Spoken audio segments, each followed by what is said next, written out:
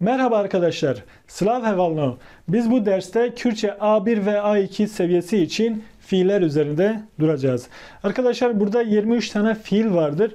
Biz bu fiilleri şimdiki zamanda kişilere göre nasıl çekimlendiğine bakacağız. Arkadaşlar bu fiiller günlük yaşamda oldukça sıkça kullanılan fiillerdir. Şimdi bunları kişi zamirlerine göre, yani kişilere göre şimdiki zamanda nasıl çekimlendiğini göreceğiz. Biz önce bu fiillere bakacağız arkadaşlar. Önce bir bakalım biz bunları nasıl telaffuz ediyoruz. Daha sonra şimdiki zamanda cümle içerisinde kişilere göre nasıl çekimlendiğine bakacağız. Fikrin düşünmek, fikrin nırhandın değerlendirmek, jin yaşamak, meşin yürümek, garin yapabilmek. Biz buna ke değil arkadaşlar. Ke, karin demiyoruz. Garin, yumuşak. Bununla ilgili bir tane video var arkadaşlar. Nefes verilerek nefes verilmeden sesler. İsterseniz kanalda izleyebilirsiniz. Zanin bilmek. Persin sormak. Rüniştin oturmak. Acıbandın beğenmek. Acıbandın. Harın yemek. Ve harın içmek. Şimdi bu fiillerin cümle içerisinde şimdiki zamanda nasıl kullanıldığına bakalım arkadaşlar. Fikrin düşünmek. Ez de fikrim, ben düşünüyorum. Tu de fikri, sen düşünüyorsun. Ev de fikre, o düşünüyor. Em de fikrin, biz düşünüyoruz. Hun de fikrin, siz düşünüyorsunuz. Ev de fikrin, onlar düşünüyorlar. Şimdi nırhandın fiiline bakalım arkadaşlar. Nırhandın fiili değerlendirmek anlamına geliyor. Ez de nırhinim, ben değerlendiriyorum. Tu de nırhini, sen değerlendiriyorsun. Ev de nırhine, o değerlendiriyor. Em de nırhinin, biz değerlendiriyoruz. Hun de nırhinin, siz değerlendiriyorsunuz. Ev de nırhinin, onlar değerlendiriyorlar. Şimdi jin fiiline bakalım arkadaşlar. Jin yaşamak. Ez dijim, ben yaşıyorum. Tu diji, sen yaşıyorsun. Ev diji, o yaşıyor. Em dijin, biz yaşıyoruz. Hun dijin, siz yaşıyorsunuz. Ev dijin, onlar yaşıyorlar. Meşin fiiline bakalım, yürümek. Ez de meşim, ben yürüyorum. Tu de meşi, sen yürüyorsun. Ev de meşe, o yürüyor. Em de meşin, biz yürüyoruz. Hun demeşin, siz yürüyorsunuz. Ev demeşin, onlar yürüyorlar. Garin fiiline bakalım, yapabilmek. Ez dikarım, ben yapabilirim. Tu dikari, sen yapabilirsin. Ev dikare, o yapabilir. Em dikarın, biz yapabiliriz. Hun dikarın, siz yapabilirsiniz. Ev dikarın, onlar yapabilirler. Zanin fiiline bakalım arkadaşlar. Bilmek anlamına geliyor. Ez dizanım, ben biliyorum. Tu dizanim, sen biliyorsun. Ev dizane, o biliyor. Em dizanın, biz biliyoruz. Hun dizanın, siz biliyorsunuz. Ev dizanın, onlar biliyorlar. Persin sormak anlamına geliyor. Şimdi buna bakalım. Ez de persım, ben soruyorum. Tu de persi, sen soruyorsun. Ev de perse, o soruyor. Em de persin, biz soruyoruz. Hun de persin, siz soruyorsunuz.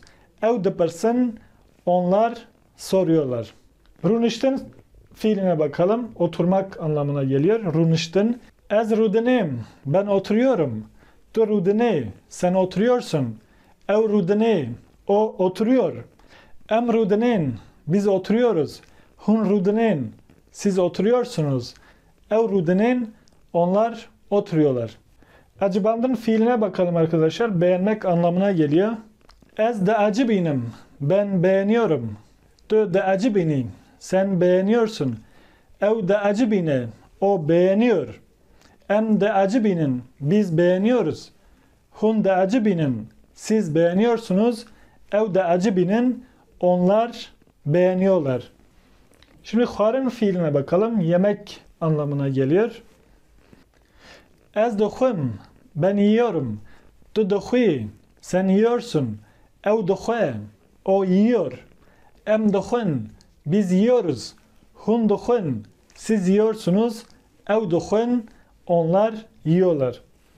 Ve xwarin fiiline bakalım arkadaşlar. İçmek anlamına geliyor. Ez vedixwim, ben içiyorum. Tu vedixwî, sen içiyorsun. Ew vedixwe, o içiyor. Em vedixwin, biz içiyoruz. Hun vedixwin, siz içiyorsunuz. Ew vedixwin, onlar içiyorlar. Şimdi bu taraftaki fiillere bakalım arkadaşlar. Xwandin, okumak. Nivîsin, yazmak. Hinbûn, öğrenmek. Hinkirin, öğretmek. Bezin, koşmak. Parvekirin, paylaşmak. Rabun, kalkmak. Nasin, tanımak. Şevirin, danışmak. Hatın, gelmek. Çun, gitmek. Sekinin, durmak. Şimdi bunları cümle içerisinde kullanalım arkadaşlar. Kişilere göre, şimdiki zamana göre çekimlemesini yapalım. Xwandin, okumak. Ez dixwînim, ben okuyorum. Tu dixwînî, sen okuyorsun. Ew dixwîne, o okuyor. Em dixwînin, biz okuyoruz. Hun dixwînin, siz okuyorsunuz. Ew dixwînin, onlar okuyorlar. Nivîsin fiili yazmak anlamına geliyor.